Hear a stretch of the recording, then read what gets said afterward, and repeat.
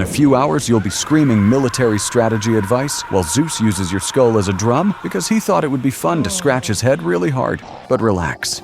For now, he's still snoring, and you have a brief moment of peace in the only apartment in the universe that's located inside another person. Today you woke up, but there's a problem. You're Metis, the Titaness of wisdom, cunning, and good counsel.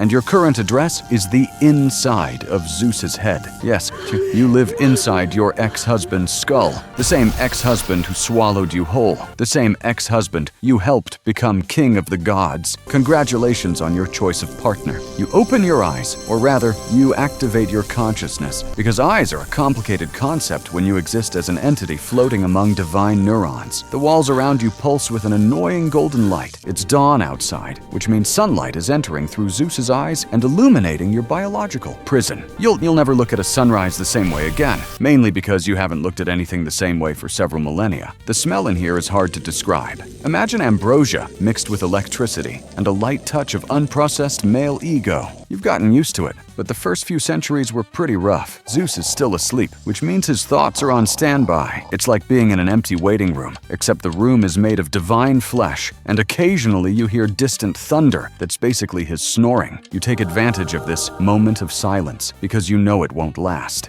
And it doesn't. The first thought of Zeus's day crosses the space like a golden, noisy meteor. You can literally see his thoughts forming, and I need to warn you, it's not a pretty sight. The first conscious thought of the king of the gods, Lord of Olympus, supreme ruler of the cosmos is, and I quote, "I wonder if Hera's awake yet, or do I have time to check out that river nymph before breakfast?" You sigh, or you would if you had lungs. This is the man who tricked you. The goddess of wisdom, cunning, and prudence was deceived by a god whose first morning concern is calculating windows of opportunity for infidelity. If I were you, I'd seriously reconsider my definitions of wisdom. Zeus gets up, and you feel the entire movement.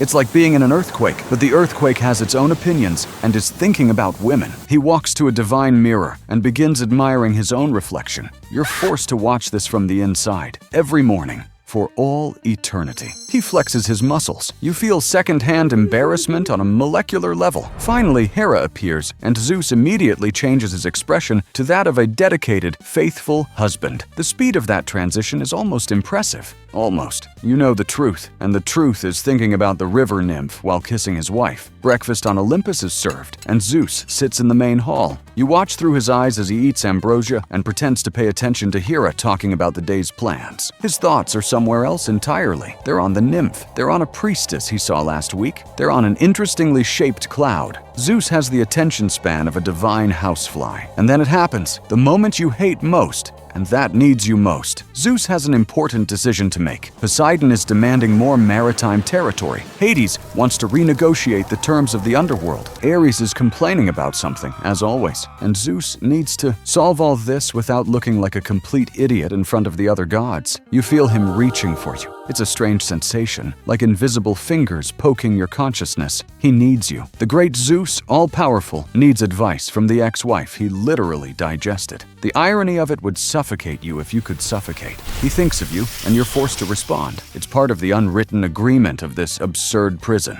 You give the advice. Tell Poseidon you'll consider it. Make Hades wait another week, and ignore Ares, because he'll forget what he wanted in 3 days. Zeus absorbs your wisdom as if it were his own. He always does this. Outside, Zeus presents the solutions with the confidence of someone who just invented the wheel. The other gods agree, impressed with their leader's sagacity. No one knows that the real mind behind it is trapped inside his head, watching everything like a prisoner in an eternal cinema, where only the same bad movie plays. The morning progresses, and Zeus decides to take a walk around Olympus. You know what this means? Every time he decides to take a walk, some mythological creature is going to have a very bad or very strange day. And you were right, he sees a nymph. A different one from this morning, because Zeus collects romantic interests like some mortals collect stamps. His thoughts immediately transform into a hormonal chaos that you're obliged to witness. It's like being trapped inside a 15,000-year-old teenager. You decide to intervene, not because you care about his marriage, but because watching this from inside is genuinely disturbing. You project an image of Hera directly into his mental field of vision. It's not real. It's just you, manipulating his perceptions from within. But it works.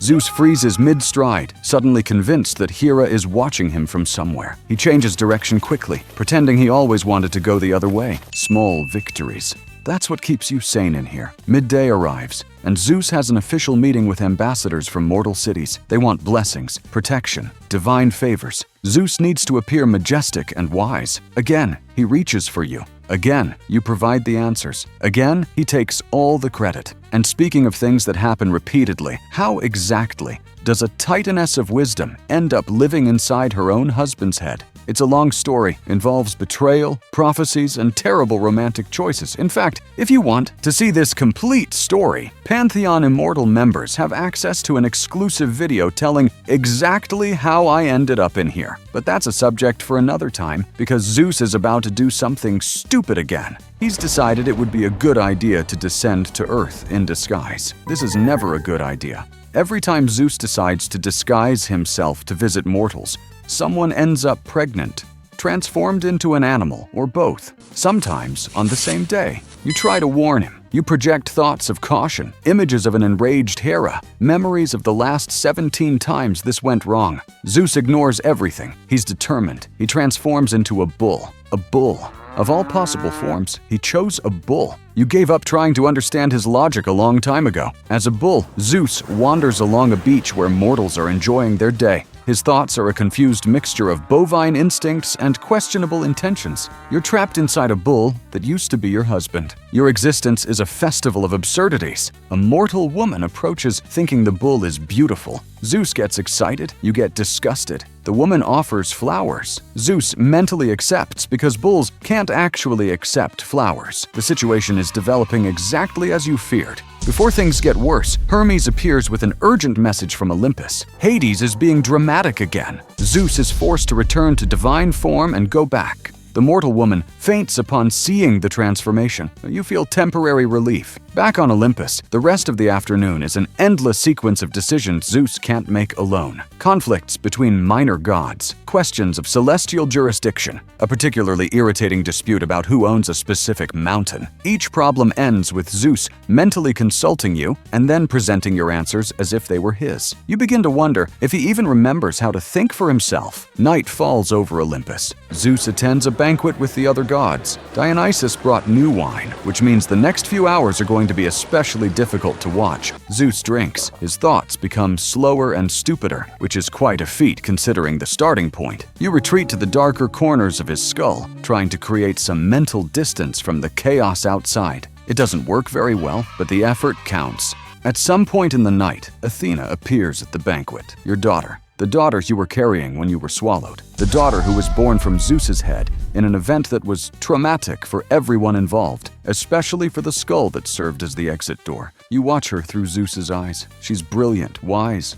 a strategist. She's everything you hoped she would be. And she has no idea that you're there, watching her every move from inside her father's head. Zeus looks at Athena with paternal pride. My daughter, he thinks, as if he'd done all the work. You feel a millennial rage bubbling somewhere that used to be your stomach. The banquet ends and Zeus stumbles back to his chambers. Hera is already there, waiting with that expression suggesting she knows exactly what he was thinking all day. Zeus tries to look innocent. You know he's not. Hera probably knows too. He lies down and his thoughts begin to slow. You feel his sleep approaching like an inevitable tide. The golden lights dim. The mental thunder calms. Silence begins to return. In his final moments of consciousness, Zeus has one last thought. Tomorrow, I need to solve that Poseidon issue. He's using your advice without even remembering where it came from. You float in the growing darkness, surrounded by the divine skull that became your perpetual prison. Outside, Olympus sleeps. The gods rest. The universe keeps spinning. And you?